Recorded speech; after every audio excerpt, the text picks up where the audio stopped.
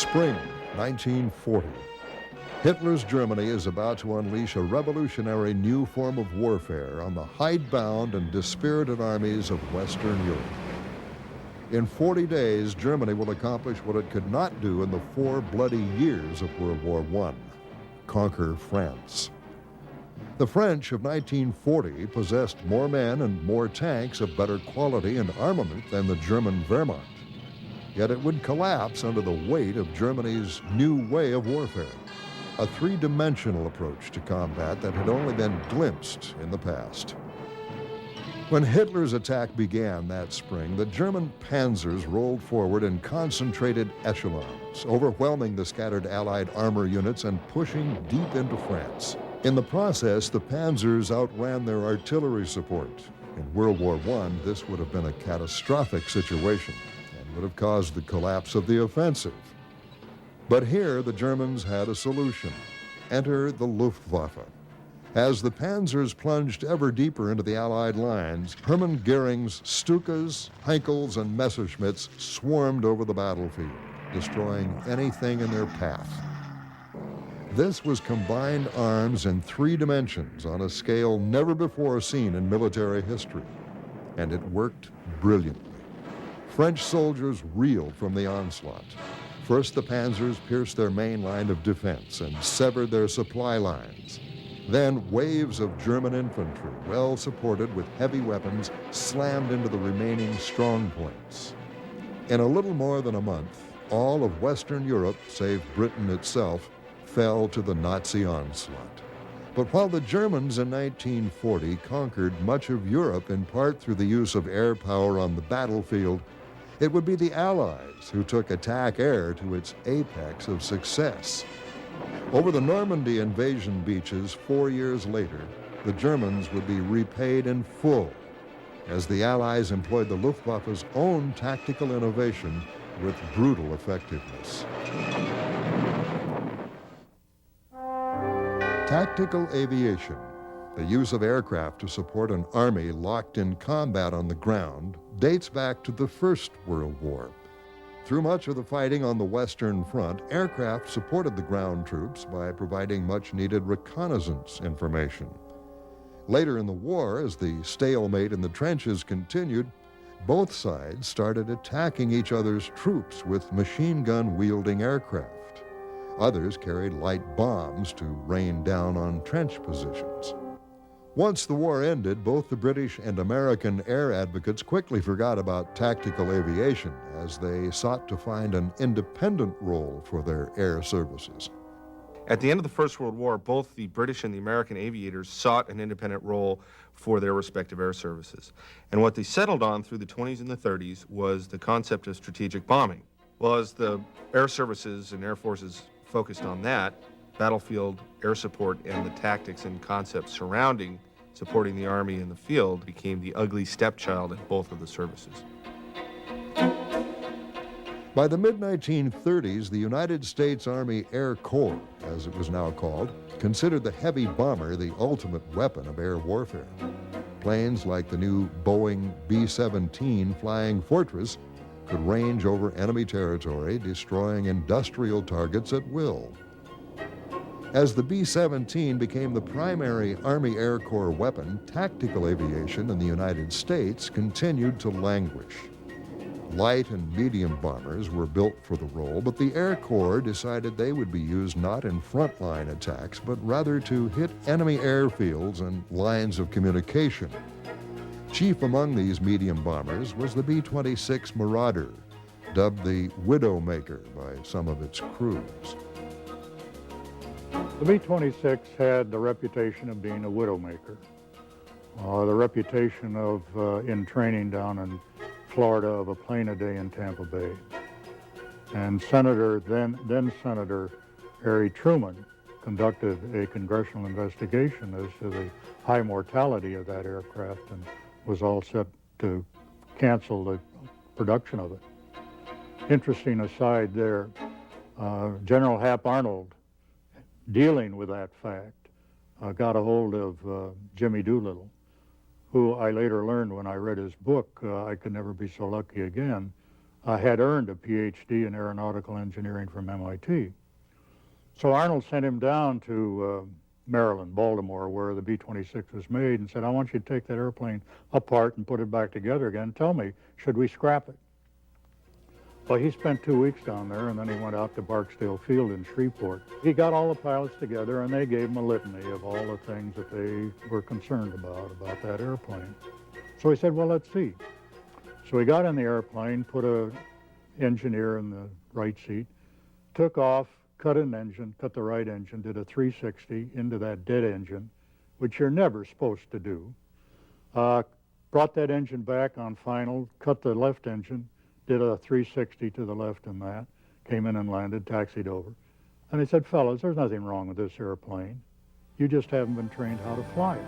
The B-26 was made according to specifications to fly at a relatively high speed, carry a heavy bomb load, and deliver the bombs. And safety was a added factor that came in as time permitted. But a great airplane, a great airplane. Once you got 100 hours in it, then you didn't want to get out of it. Along with the B-26, the North American B-25 would serve as a solid, steady stablemate. While not as fast as the Marauder, it was eminently adaptable. B-25 is a real nice airplane to fly. It was kind of, you bounce around a lot because it was very rigid, and it had big propellers, and the propeller on both sides, they're only about that far from your window. So you had a lot of noise. It was a real noisy airplane.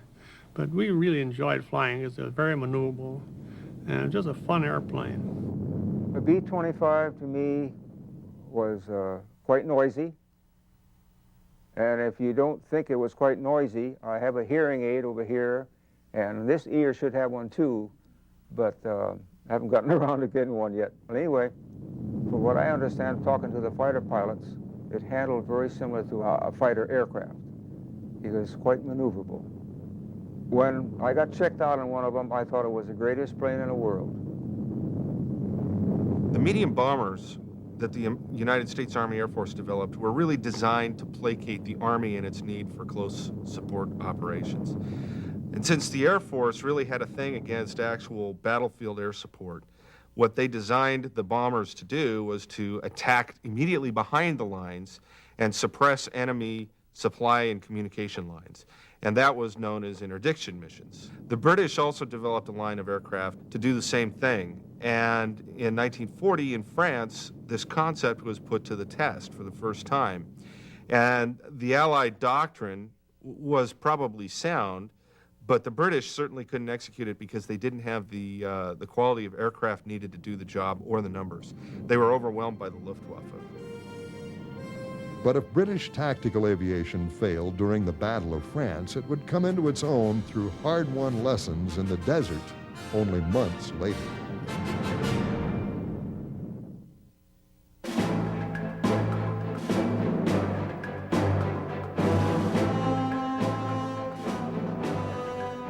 In September of 1940, Italy invaded British-held Egypt, starting a 3-year war in the North African deserts. At first, the tiny RAF force busied itself with defeating the Italian Air Force. In the first months of fighting, the British succeeded in gaining command of the air. On the ground, the British Western Desert Force scored many victories of their own, pushing the Italians back into Libya. Hitler was forced to send troops to aid the Italians in Libya. And what happened was the Africa Corps under Erwin Rommel got deployed into Libya and immediately undertook an offensive against the British. And this offensive was wildly successful. And out of sheer desperation, the British fighter pilots in the area began supporting their army through strafing attacks. Using their fighter aircraft as strafing platforms, they went after vehicle convoys and troop concentrations. And this proved to be wildly successful. And it was the first time, really, in an Allied air service or air force that close air support was actually undertaken on a large scale. For this to be actually integrated into doctrine, however, would require some major changes in RAF thought and the overcoming of many preconceptions. A major preconception that had to be overcome concerned the RAF's beloved Hurricanes. The Hawker Hurricane had entered service in the mid-1930s as the most modern British fighter aircraft. Capable of speeds over 300 miles per hour, the Hurricane was a pilot's plane, fast for its day, incredibly nimble, rugged, and fairly easy to fly. According to RAF doctrine, fighters like the Hurricane were to be used as air-to-air weapons only. Fighters were supposed to shoot down other enemy planes, nothing more. But in the desert in 1940 and early 1941, Hurricane pilots began to strafe ground targets. Armed with 8 .30-caliber machine guns, these attacks turned out to be devastatingly successful against Axis troop and truck convoys. By the middle of 1941, the RAF in the desert had refined ground strafing to the point where whole fighter squadrons were dedicated to such operations.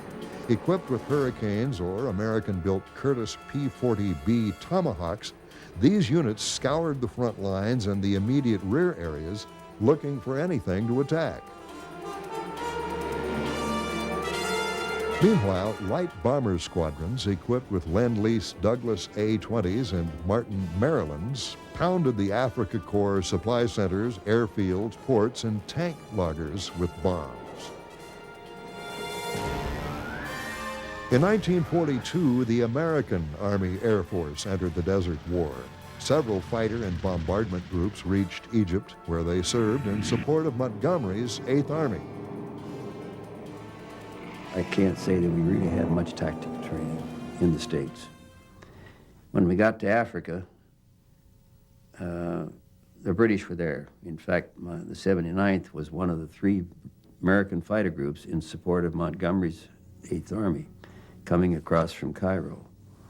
And we didn't come into the 12th Air Force until we got up into Tunisia. So we relied on the British, who had been around for quite a while, and adopted their tactics down in Africa. Coming across the Libyan desert and up into Tunisia, we were using British tactics. We were really quite simple, but very, very flexible and effective. When the Anglo-American invasion of Morocco and Algeria took place on November 8, 1942, the Army Air Force went into widespread action against German forces for the first time. Far from a strategic air war the service spent the interwar years preparing to fight, the Desert Air Campaign was almost entirely tactical in its nature. Without factories to bomb, the American air units were forced to learn the tough and dirty work of supporting an army in battle. American medium and light bombers went into action against Axis airfields around Tunis, hit troop concentrations and vital road junctions. Bridges were also hit as the Army Air Force embarked on its first widespread interdiction campaign in its short history. Meanwhile, the fighter units were also getting into the act. Convoy strafing became a specialty for groups such as Colonel Reynard's 79th. And a straight-out strafing, we were right down on the deck. Right on the deck, I mean on the deck. Those were the most costly missions. We lost most of our people in strafing. The Africa Corps was extremely disciplined outfit, and anytime we attacked them strafing, they didn't just hide or run. They turned around and fought back. They were shooting at us all the time, throwing rocks if nothing else. Literally, it was one of the more dangerous things we did. The fighter pilots also learned dive bombing. The dive bombing, we got pretty good at. We got a lot of trucks out in the desert there. You know, there wasn't much to hide under. There wasn't much in the way of terrain to shield you from anything. So convoys were quite noticeable. You could spot them pretty easily, and trucks and tanks were good targets. In November, 2 groups of Bell P-39 Air Cobras were sent to North Africa, the 81st and the 350th. Though fast at low altitudes, the P-39 was totally outclassed by the German Messerschmitt 109 and Focke-Wulf 190. Useless as a fighter, the 81st and 350th used it to fly low-level strafing and reconnaissance missions. With its 37mm cannon, the P-39 could blast open almost any Axis tank. Used correctly, the fussy, tricky Air Cobra became the Army Air Force's first dedicated ground attack fighter of World War II. The success of the P-39 in Tunisia as a ground attack aircraft convinced General Pete Quesada, who led the 12th Fighter Command in North Africa, that the idea of using fighter aircraft in close support roles had some serious merit. So what he did was took the idea the RAF developed the previous year one step forward and ordered bomb racks to be installed in all his fighter group's aircraft. Now, within the 12th Fighter Command, there were a couple of groups of Spitfires, and when he began mounting bombs on his Spitfires, the British had a major problem with this. Now, these were Lend-Lease aircraft, but the British had a serious affinity for the Spitfire as an air superiority weapon. So when the bombs were slung on them, they had a major problem and clashed with Quesada.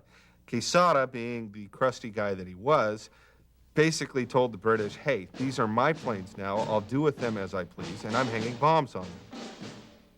Quesada would soon become the Army Air Force's leading authority on tactical air power.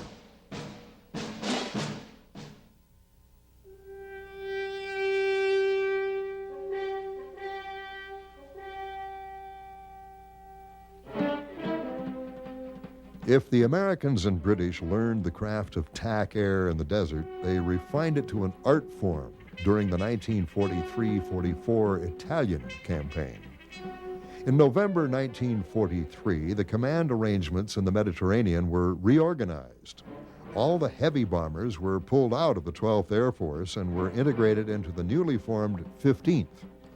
The 15th would become the MTO's strategic air arm, while the 12th would become the American Tactical Air Force assigned to give support to the Allied troops in Italy. At about the same time, the 12th began receiving Republic P-47D Thunderbolts to replace its war-weary P-40s and Spitfires. The Jug, as it was called, could carry 2,500 pounds of bombs and rockets. It soon became the ultimate fighter bomber of the war. They said the firepower of 47 was like a one-ton truck hitting a brick wall at 50 miles an hour. That's how much force that actually those 8 50 calibers would have. And you carried 425 rounds in each gun. So you had a lot of firepower, and it would shake a lot of things, I'm sure, when you hit them.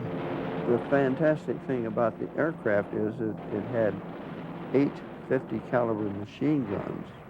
What we did with the guns, they were beautifully mounted so we could pinpoint to hit in one spot. And when we hit a big truck or a target of any kind with 850s pinpointed, we'd go, and that'd be enough to just blow it up as if you'd hit it with a bomb. Utterly fantastic, the power with those guns all hitting at the same time.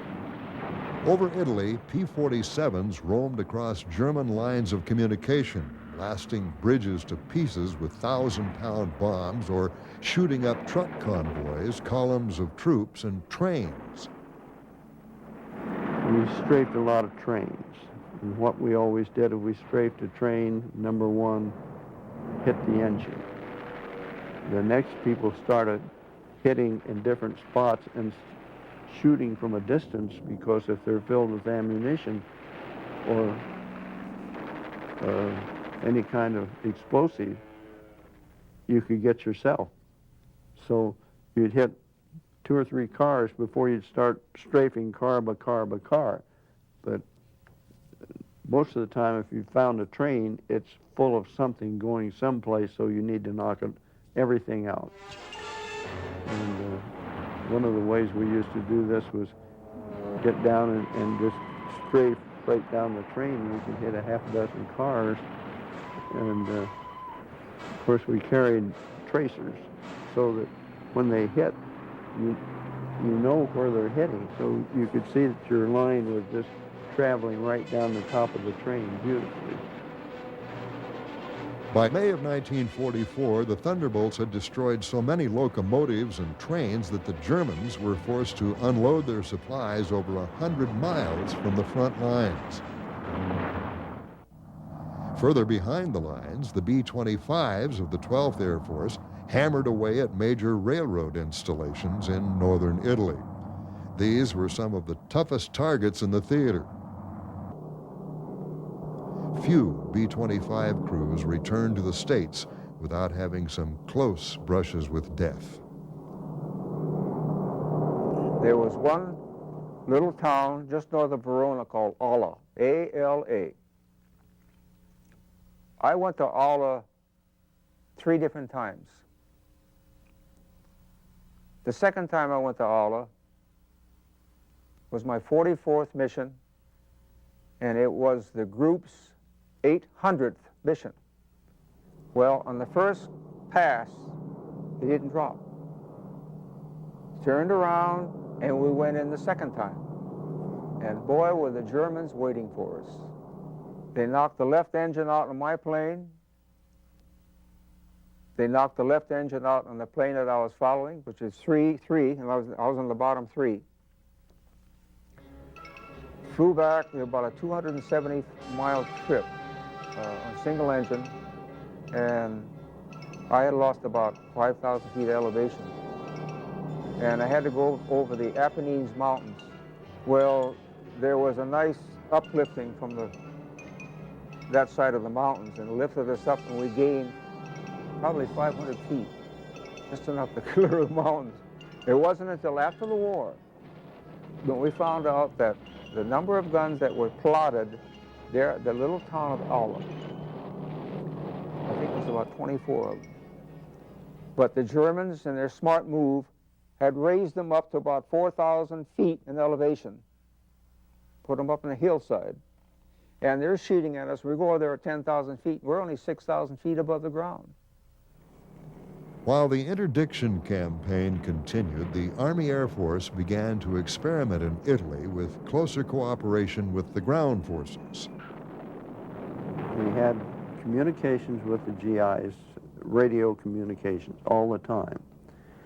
And usually we had a man with the people we're supporting primarily, who was with the ground, and where we get ready to go to a target, he can talk to us. We also had a small plane that usually worked around, and something we found out there was that if you're colorblind, you can see through camouflage.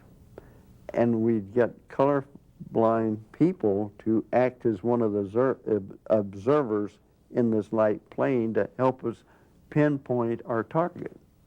By 1944, the USAAF had instituted an exchange program with the ground forces. Aviators from the tactical squadrons were sent forward to spend several weeks in the front lines with the GIs. They used me as a guinea pig as a part of a reciprocity program for air crews to go to the front and spend some time on the ground with the ground forces. And then some of them came back and flew a mission or two with us. It was my lot to be assigned to Patton's Third Army. This was just shortly before the Battle of the Bulge. And I drove a Jeep up to their headquarters. And it was interesting to note that it was raining all the time in anticipation of the lousy weather that settled in, I guess, during the Battle of the Bulge. And I got there, and of course I was not trained for being on the ground. And what I did not know was that I was silhouetted on top of a hill.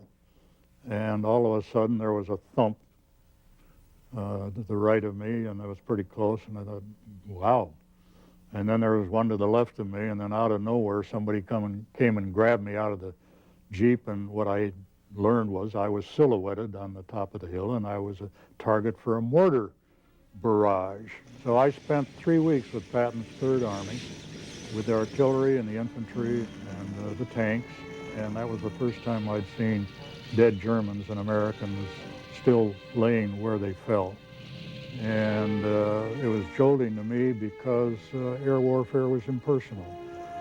Sure, you got wounded and dead aboard, but you cursed at the fighters and you swore at the anti-aircraft fire, but you came home and you slept in your bunk and you had a warm meal. So the experience at the front was a very chastening experience for me. But by the same token, some of them came back and flew missions with us. And when the flak started to burst, boy, they were looking for a hole to crawl into, and there weren't no holes. Thunderbolt pilots became especially adept at helping out the GIs in the front lines.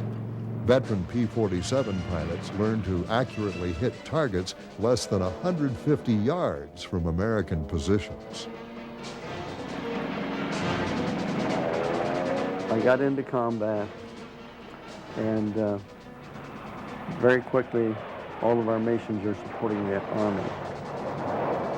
Well, I took a dim view of that until we started getting a lot of personal contact with these people on the ground. We were their lifesavers forever. And it wasn't long until I didn't care whether I ever saw a plane in the air to fight with. The mission that we did for all these people on the ground was so fantastic. That's all I need. And I loved it.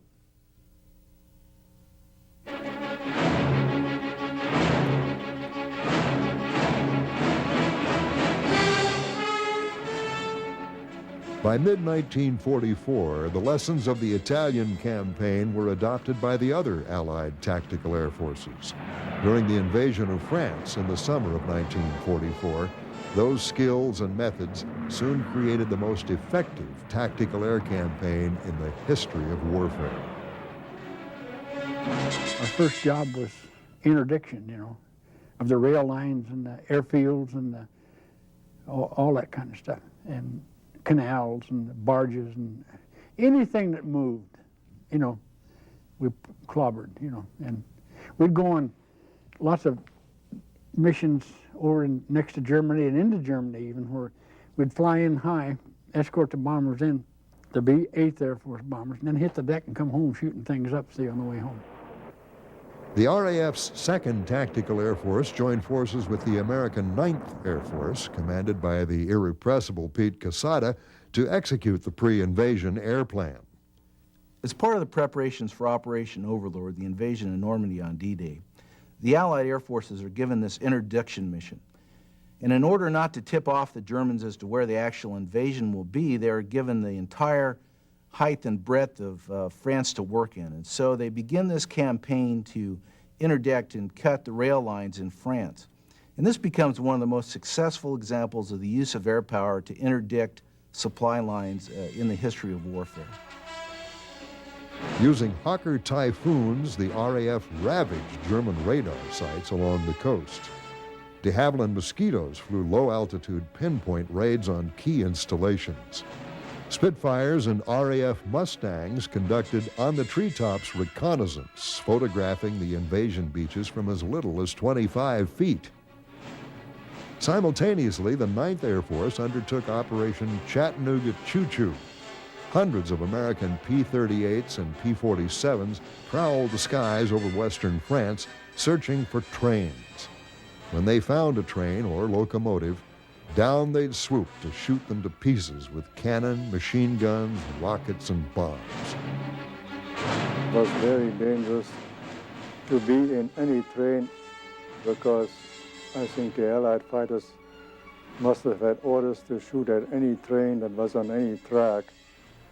And I think after the war was over, the assumption proved to be true because there were locomotives standing all over the place that were all shot to pieces. In one stretch of attacks in the last week before D-Day, over 800 locomotives were destroyed by the fighter bombers. It was almost fun to find a locomotive that was had steam coming out of it, because when you went down and strafed it, why, steam would come out in all directions. It was dangerous to strafe a train because there were ammunition cars or ammunition on some of them that the whole car would blow up, and there was debris all over. Desperate to preserve their rolling stock, the Germans usually included several flak cars on their trains. On the way in, you take lots of evasive action, and at the last second, you straighten her out and fire, and then you pull up and start taking evasive action again. See? Because if you don't, they're going to bore sight you. They can shoot just as straight as you can fly. They had, like right behind the locomotive, they'd have a flat car with flat guns on it, and then 3 or 4 cars back, they'd have another flat car to protect further back, and so on. Boy, you had to shoot them off them guns. You know, they just didn't take off and run. Boy, you had to shoot them off of their gun. I've seen combat films where the guy got so close while he was still firing at him, you could see him get shot to pieces on hold, but he was still firing the gun. As the fighter bombers demolished the Third Reich's rolling stock, the B-26 Marauders of the 9th Air Force pounded away at rail yards and bridges. Being a tactical aircraft, our targets were essentially anything that would hold up the Nazi capacity to move divisions, to move artillery, to move anything. So our missions were essentially railroad bridges, railroads, ammunition, refineries, bridges, tactically anything that could keep them. And toward the end of the war, where the Germans had been able to move a division in a matter of a day or so, they couldn't move that division in 2 weeks. By June 1st, 1944, their efforts had reaped huge rewards. Of the 27 bridges over the Seine that had been targeted, 24 had been destroyed and the other 3 severely damaged. Rail traffic in western France had been reduced to a crawl. Nothing in daylight escaped unscathed. At night, the few trains that continued to function had to be rerouted all over the countryside to avoid downed bridges, ruined yards, and unrepaired sections of track. Desperate to move supplies, the Germans increasingly relied on France's waterways. With its elaborate canal and river system, the Wehrmacht could move food and ammunition to the front in slow-moving barges. It did not take long for these juicy targets to attract Allied fighter bombers. Vulnerable and lightly armed, hundreds of these vessels were destroyed in the months before the invasion. As the fighter bombers chased the retreating Germans across France, the RAF's twin-engined attack air squadrons busied themselves on another front. For years, the Germans had received vital war material from Norway and Sweden.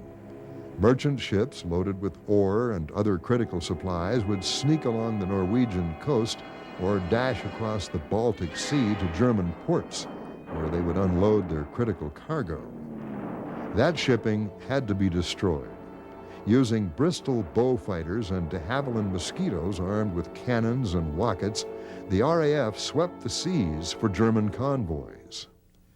While the bow fighter was an adequate anti-ship platform, it was the de Havilland Mosquito that became Britain's best ship-buster. By the summer of 1944, the Mosquitoes and bow fighters had choked off Germany's supplies of raw materials from the Scandinavian countries. The deadly combination of rockets and tough fighter bombers made running convoys across the North Sea or the Baltic nothing short of suicidal. As Allied air power destroyed Germany's rail, sea, and river corridors, the Wehrmacht grew increasingly reliant on vehicle convoys to deliver supplies to the front. But as D-Day approached, even these would soon be ravaged by the men of attack air.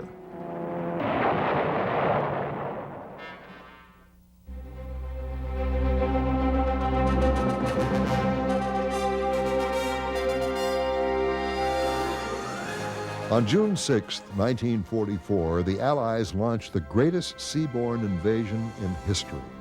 The D-Day landings were a marvel of planning and execution. And as the troops stormed the beaches, the tactical air forces were there to give them support. The 9th Air Force, the tactical American Air Force in England, went after the gun emplacements and the radars and the troop concentrations at Utah Beach and bombed very effectively. Well, conversely, the Strategic Air Force, the 8th Air Force, went in on Omaha Beach. And they were used to bombing at 20,000 feet, so they went in at 20,000 feet and tried to bomb pinpoint targets along the beach and along the hills overlooking Omaha Beach. And instead of actually hitting those targets, they missed, and their bombs fell miles wide and ended up just killing cows and farmers in fields well behind the front lines. And this disaster, this error that the 8th Air Force made cost the lives of thousands of GIs at Omaha Beach that day. While the heavies and mediums pounded the coast, behind the beaches, roving groups of fighter bombers swept down on German reinforcements and artillery racing forward to stop the Allied invasion.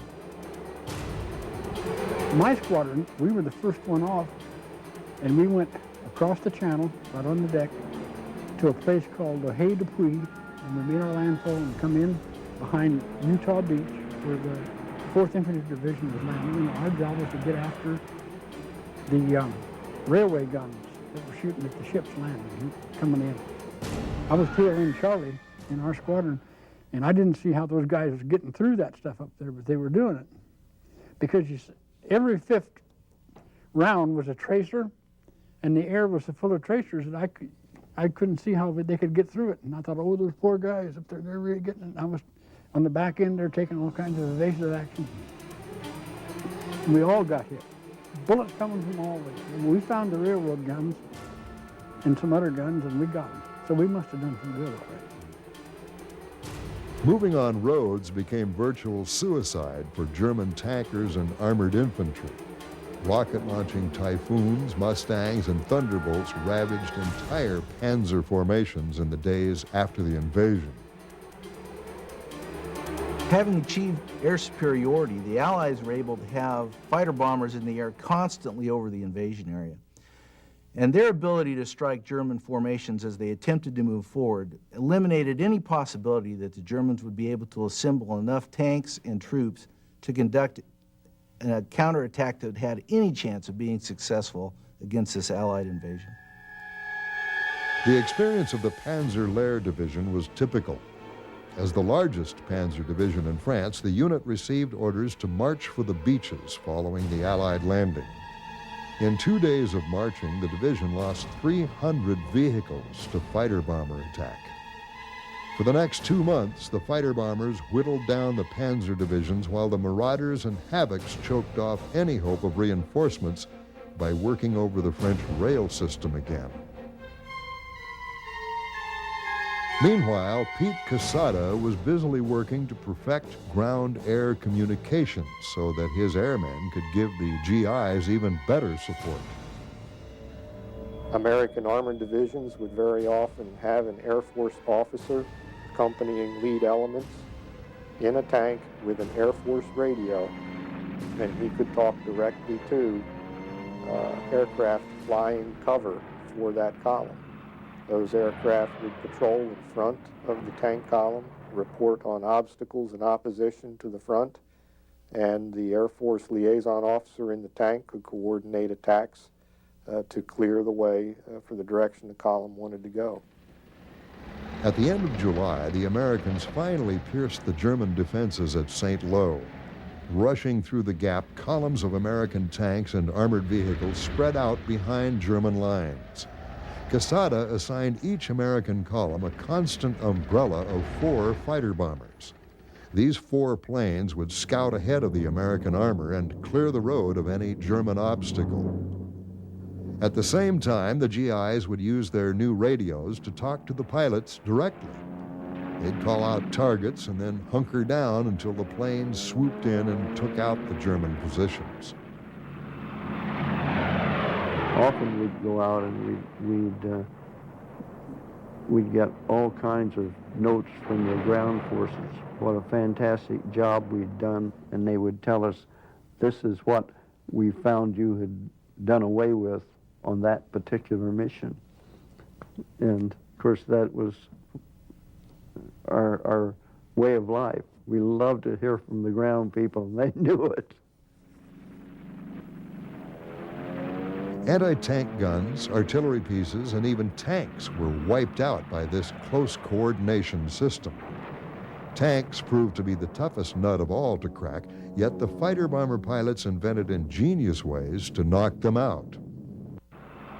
You come in real low, just practically 25, 30 feet above the ground, and just before you get to them, you let the bomb go and it hits the ground and skips into the tank. You know, like 30 feet or so from the tank, it'll hit the ground like that and skip into it. And that was skip bombing, and then the best of all was dive bombing, you know, I thought. And as far as shooting your machine guns into a tank, that didn't help any at all, because that didn't do any good, unless they were carrying gasoline on the back of it, and you could set them on fire, which sometimes did happen. We would just line up on these tanks over and over and over. First we'd put our bombs on them, because that gives our plane better capability if they don't have the bombs on. And if we hit them with a bomb, we can knock them out. With those 50 calibers, we could knock out the tanks too. Some areas you're not going to penetrate, but we could get enough into the engine systems and that sort of thing that would knock the engines out. If we knocked the engines out, we'd probably have started a fire, it burns. As the GIs moved forward, the signs of the fighter bombers' grisly effectiveness could be seen in the long, snake-like columns of burned and charred wreckage that cluttered the roads. The Allied counterattack or breakout from the Normandy beachhead really catches the German army by surprise. And they have a lot of their mobile forces deployed forward in a counterattack against the Allies. And what happens is the Americans drive up one side and the Canadians begin driving in from the other. The German mobile forces are in danger of being cut off and trapped in a huge pocket, which becomes named the Falaise Pocket. But the German army is able to actually hold the shoulders of an evacuation route open and stop the U.S. and Canadians from closing that pocket. But American and Allied air superiority over the battlefield causes the attempted evacuation of these German mobile forces to just become a slaughter. And although the Germans are able to save most of their manpower, they virtually get none of their heavy equipment, their tanks or their mobile artillery or trucks, out of that pocket. And this dooms the German defense of France. Never in history had such tremendous damage been done by air power. In the end, it broke the back of the German army in Normandy.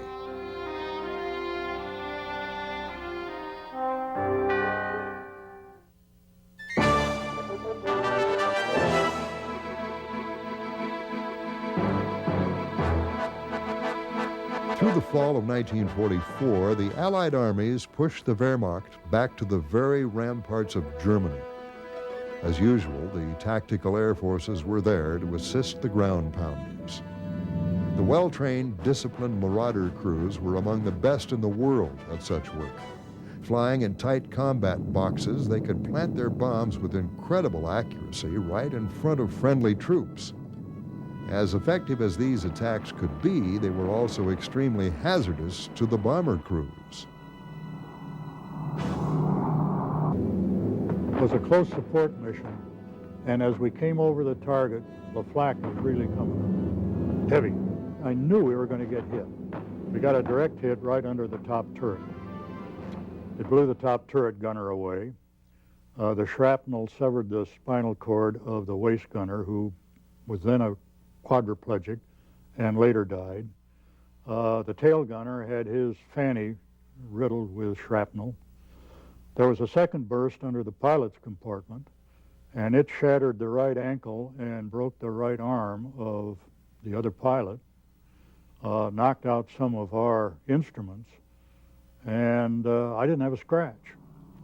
I was able to hold altitude at 3,000 feet.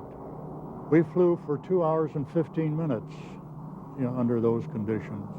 And as I came in for a landing, I was then concerned about, one, the bombs were fused because we were supposed to drop them. So my concern was, are they going to explode?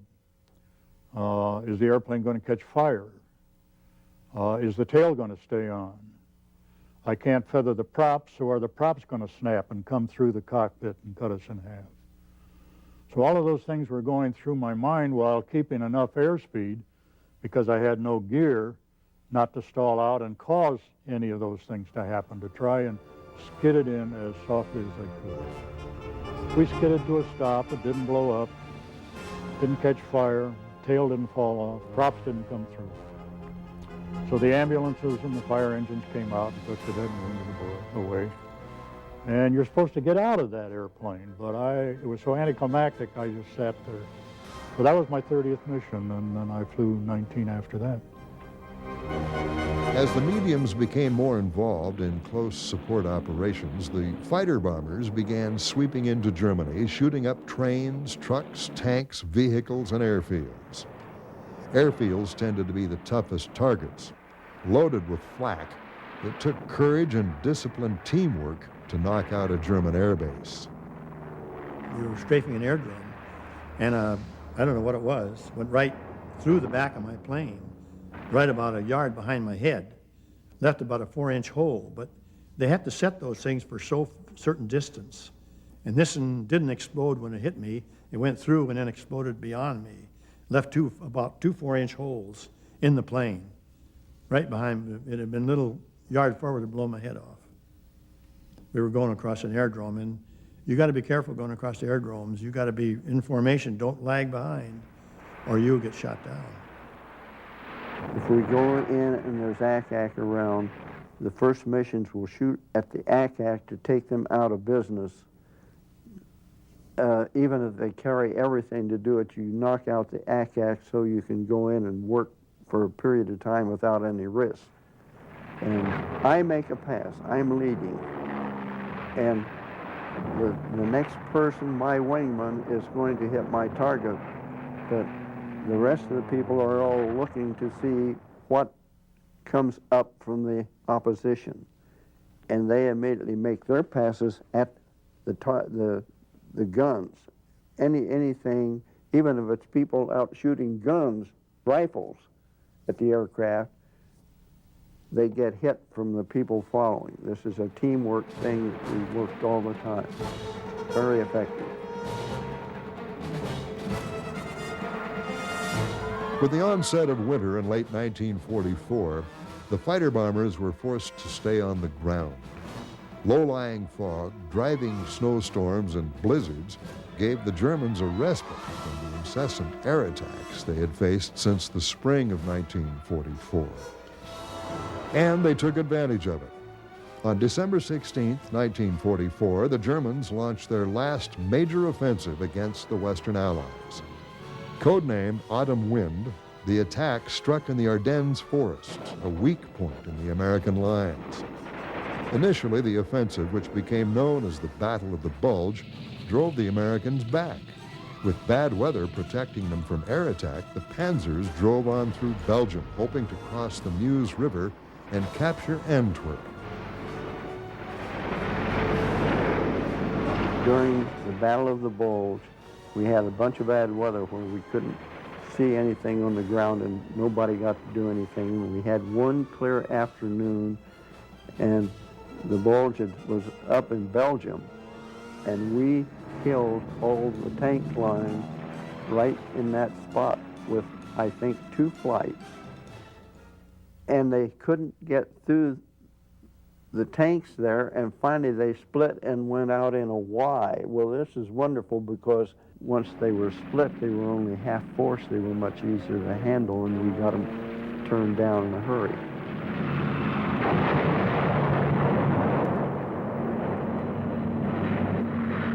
The results were, for the Germans, horrific.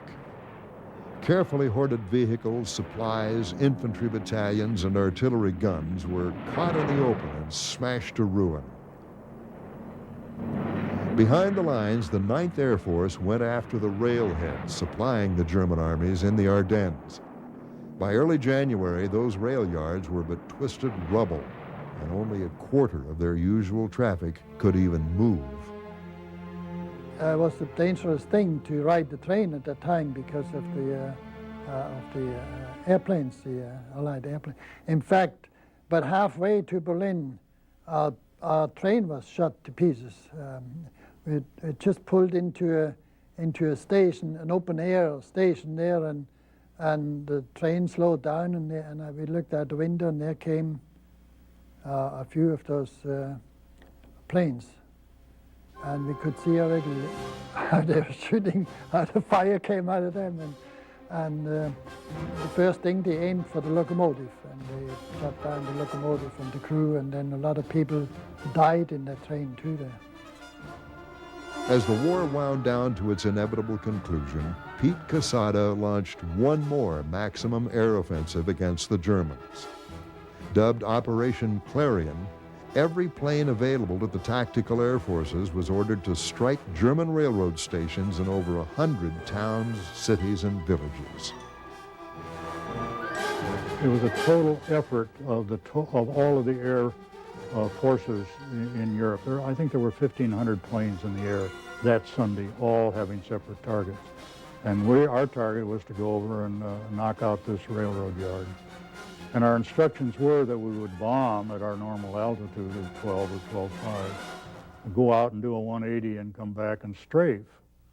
Well, a B-26 wasn't supposed to be a strafe aircraft, and the idea of strafing over a town with 3,000 feet didn't make much sense to me. And as we came over the town, I could look down and I could see people going to church and whatnot. I couldn't press the damn gun button. I just couldn't do it. Under constant assault from the air and from three sides on the ground, Germany utterly collapsed. By early April, few worthwhile targets remained, and the Allied air forces gradually stood down. No one has ever doubted the success of tactical air forces. Tactical aviation helped devastate the Wehrmacht, saving thousands of GIs with their effective support. Such close cooperation blasted open the door to the Third Reich in the West. No wonder that the GIs grew to love their aerial escorts.